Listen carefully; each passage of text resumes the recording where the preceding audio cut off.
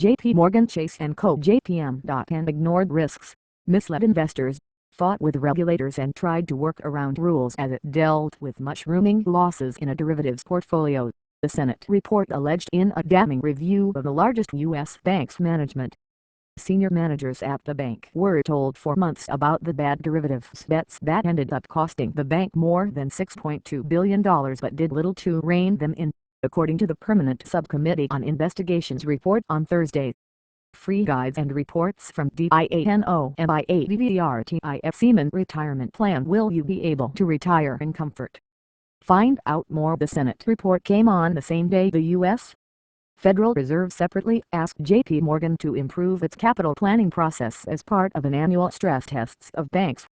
The barrage of bad news for JPMorgan, long seen as the safest and best managed U.S. bank, could taint the reputation of the bank, as well as Chief Executive Jamie Dimon. Dimon has been one of the most outspoken critics of Washington's attempts to tightly regulate Wall Street after the 2007-2009 financial crisis.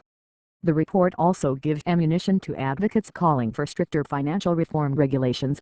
In particular, the 301-page Senate report will likely give new energy to regulators crafting the Volcker Rule, which proposes to put limits on banks betting with their own funds. The JPMorgan spokeswoman said, "While we have repeatedly acknowledged mistakes, our senior management acted in good faith and never had any intent to mislead anyone." Committee sources said the losses from the trades appeared to total more than $6.2 billion. But these sources said they could not determine how much because the trades originally made by the bank's chief investment office were moved to other parts of the bank. They said JPMorgan declined to provide them more information about the values of the positions. The Senate subcommittee will hear directly from senior JPMorgan executives, but not from Dimon, at a hearing on Friday morning on the derivatives bets that came to be known as the London Whale trades. Senator Carl Levin, who chairs the subcommittee, said he had not yet decided whether to refer the report to criminal or civil authorities. He said the panel could hold further hearings and left the door open to calling Dimon for the hearing. Clashes with regulators. Dimon publicly criticized lawmakers for creating onerous new rules for banks after the crisis. But the report shows JPMorgan also frequently clashed with regulators behind the scenes as the losses mounted last year. At one point, Dimon ordered the bank to stop sending daily trading profit and loss reports to the Office of the Comptroller of the Currency, one of its main regulators, Senate investigators said.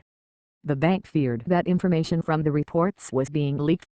Another senior bank executive, Chief Investment Officer Ina Drew, complained to the OCC that the agency was trying to destroy JPMorgan's business. In another episode, bank executives yelled at OCC examiners and called them stupid. The Senate report also accused the bank of changing its risk model to work around capital rules.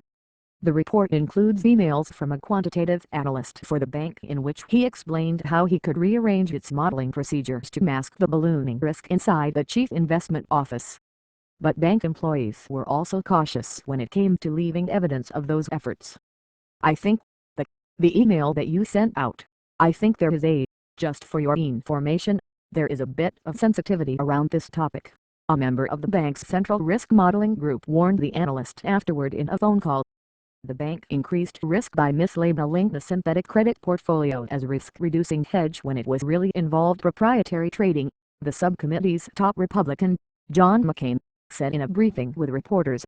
Senate investigators also faulted regulators at the OCC for missing red flags and failing to be aggressive in monitoring problems at the bank. The agency was informed of JPMorgan's risk limit breaches and of changes to the model the bank was using to calculate its risk, yet raised no concerns at the time, the report said. An OCC spokesman said the agency recognizes shortcomings in its supervision and has taken steps to improve its supervisory process. The spokesman also said the agency is continuing to investigate the matter and will take additional action as appropriate. Let the book simply die. In 2011, the bank's large credit bets surprisingly paid off after American Airlines filed for bankruptcy, generating $400 million in unexpected revenue for the bank. The employees most closely associated with the trades were among the highest paid that year. Drew made $29 million in 2010 and 2011, and Achilles Malcrease, who reported to her, made $32 million during the same time frame. So in January 2012, When the strategy began producing sustained losses and traders began warning of additional losses, managers decided to stay the course. The trader responsible for the position, Bruno Excel, pushed for the bank to take the losses and let the existing positions expire, according to emails in the report. He wrote to his boss that in his view the only course of action was to stay as we are and let the book simply die. But the traders continued to add to the positions, and by March supervisors were urging them to mark the values at levels that portrayed them in the most positive light, even if it meant skirting the bank's normal valuation practices. "I don't know where he wants to stop, but it's getting idiotic," Excel wrote in an instant message, referring to his supervisor who had ordered the marks.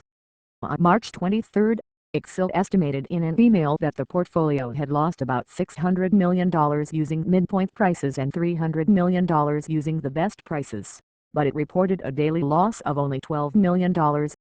Drew ordered a halt in the derivatives trading that same day,